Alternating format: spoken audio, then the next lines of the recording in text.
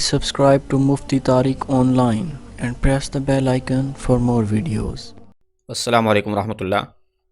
حامد رضا کراچی سے یہ بھائی سوال کرتے ہیں کہ اگر بھولے سے سورتوں کی ترتیب الٹ ہو جائے تو پھر نماز کا کیا حکم ہوگا؟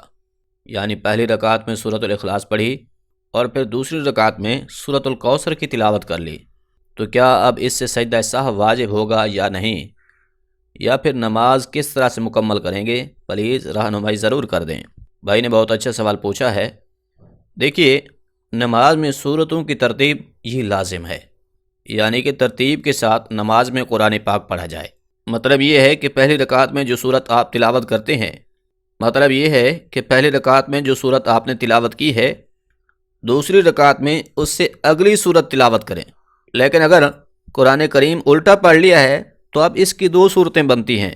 پہلی صورت تو یہ ہے کہ اگر آپ اس طرح سے بھولے سے کر لیتے ہیں، یعنی کہ پہلی رکعت میں جو سورت تلاوت کی، بھول کر دوسری رکعت میں اس سے پہلے والی سورت جو ہے اس کو آپ نے پڑھ لیا، اس طرح سے اگر آپ بھول کر کریں گے پھر تو کوئی مسئلہ بھی نہیں ہے اور نہ ہی گناہ ہے، اس طرح سے نماز بھی درست ادا ہو جائے گی۔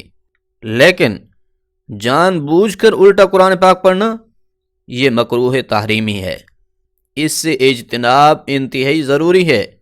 اگر جان بوجھ کر کوئی ایسا کرتا ہے، یعنی اسے معلوم ہے کہ یہ جو صورت میں تلاوت کر رہا ہوں، جو پہلی رکعت میں تلاوت کر چکا ہوں اس سے پہلے والی صورت ہے، یعنی الٹا قرآن کریم پڑھ رہا ہوں، تو اس طرح سے نماز پھر بھی ہو جائے گی۔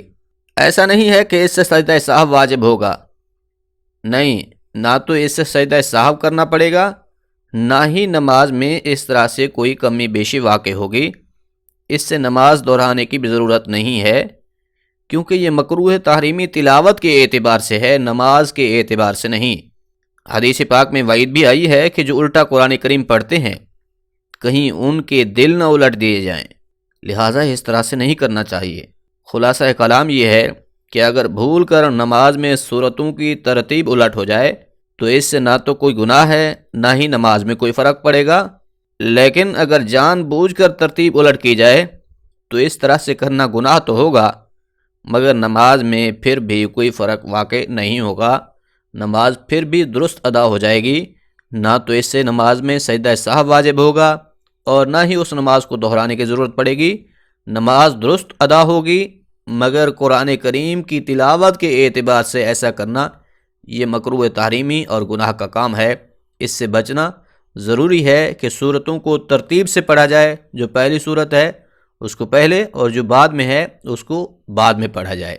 امید ہے بات سمجھ آ گئی ہوگی۔